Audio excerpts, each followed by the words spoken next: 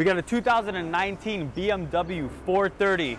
Came through, we chopped off the muffler, and we chopped off the resonator. Let's take a look.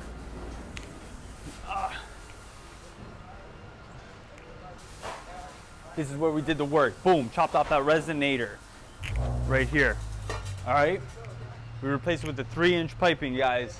Back here, we chopped off that muffler. The customer asked us not to spray it down. Usually we'll spray it down. We threw that off. Over here, guys, it did have a valve. Let's check out the old muffler. You see, you guys have a valve right there. So a common question is, what do you do with the wire hanging? You just basically, you could zip tie it and put it up there.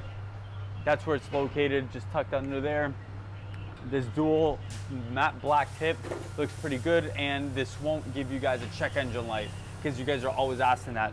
Also, again, if you want, you can bring back the muffler with you if you want to throw it back on the car, or even sell it, or whatever you want to do. Those valves can be a little bit costly as well if you want to throw those on eBay, you know, see what you could get.